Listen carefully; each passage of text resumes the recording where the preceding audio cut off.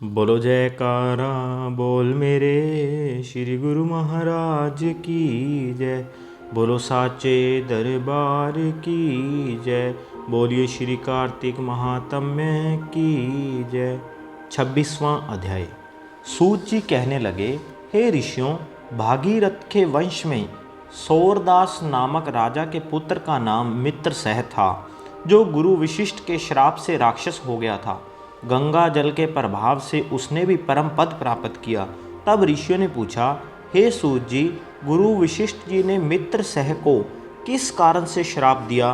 कृपा करके यह कथा विस्तार पूर्वक सुनाइए।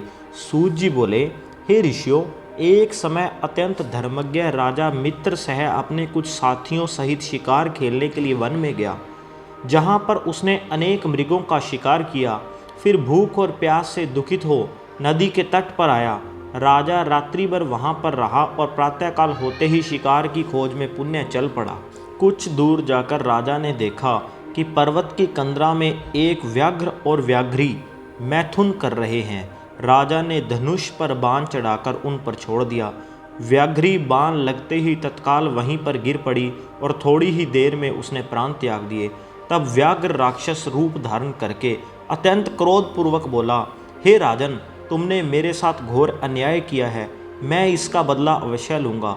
इतना कहकर वह राक्षस दुखित होता हुआ वहाँ से चला गया। कुछ वर्ष पश्चात राजा मित्रसह ने अश्वमेध यज्ञ किया, जिसमें अनेक ऋषि मुनि बुलाए गए। गुरु वशिष्ठ ने ब्रह्मा विष्णु आदि देवताओं को विधि पूर्वक हवि देकर यज्ञ समाप्त किया और फिर स्नान करने के लिए नदी के तट पर चले गए। गुरु वशिष्ठ जी के यज्ञ मंडप से जाते ही वह राक्षस, जिसकी स्त्री व्याघ्री को राजा ने वन में मार दिया था, बदला लेने के लिए यज्ञ स्थल पर आया। वह गुरु वशिष्ठ का रूप धारण करके राजा से कहने लगा, हे राजन, हम मांस खाएंगे, अतः हमारे लिए मांस बनवाओ, हम स्नान करके अभी आते हैं। इतना कहकर वह वहाँ से चला गया और रसोइये का रूप धारण कर मनुष्य का मांस पकाकर रख दिया। जब वास्तविक गुरु वशिष्ठ जी स्नान करके वापस आए तो राजा ने सोने के थाल में सजा हुआ मांस मिश्रित भोजन उनके आगे परोस दिया। गुरुजी ने ज्ञान दृष्टि से जान लिया कि भोजन मनुष्य के मांस से बना है। वशिष्ठ जी ने क्रोधित होकर राजा को श्राप दिया, हे राजन, तुमने हमको मांस मिश्रित राक्षसों के खाने योग्य भोजन दिया है, इसलिए तुम राक्षस हो जाओ। वशिष्ठ जी का श्राप सुनकर राजा ने विनयपूर्वक कहा, हे गुरुदेव, आपकी आज्ञा से ही ऐसा भोजन बनवाया गया है। राजा की यह बात सुनकर गुरु वशिष्ठ जी ने ध्यान धरकर देखा और राक्षस द्वारा छले जाने का संपूर्ण वृत्तांत राजा को बताया। तब राजा भी निरपराध श्राप दिए जाने के कारण अंजलि में जल लेकर उन्हें श्राप देने को उद्यत हुआ। ठीक उसी समय उसकी रानी दमयंती आकर कहने लगी, आप क्षत्रिय हैं, अतएव क्रोध का परित्याग करें और जो आपके भाग्य में लिखा था उसे भोगिए। जो मनुष्य अपने गुरु पर रोष करता है वह वन में जाकर ब्रह्म राक्षस होता है, अतः आप शांत ही रहिए। स्त्री के इन वचनों को सुनकर राजा क्रोध त्याग कर विचार करने लगा कि अब क्या करना चाहिए। फिर राजा ने अंजलि के जल को ज्यों ही अपने पैरों पर डाला त्यों ही उसके पैर काले पड़ गए। इसी कारण वह राजा राक्षस रूप में कलमाशपाद के नाम से विख्यात हुआ।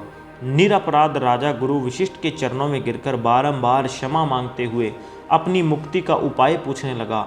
तब वशिष्ठ जी ने कहा, क्योंकि यह पाप अनजाने में हुआ है, इस कारण मेरे श्राप का प्रभाव 12 वर्ष तक रहेगा। इसके पश्चात तुम अपने वास्तविक स्वरूप में आ जाओगे और अनेक वर्षों तक राज्य का भोग करते हुए गंगा जल के प्रभाव से मुक्ति प्राप्त करोगे और भगवान विष्णु की सेवा करते हुए अंत काल में विष्णु लोक को प्राप्त होगे।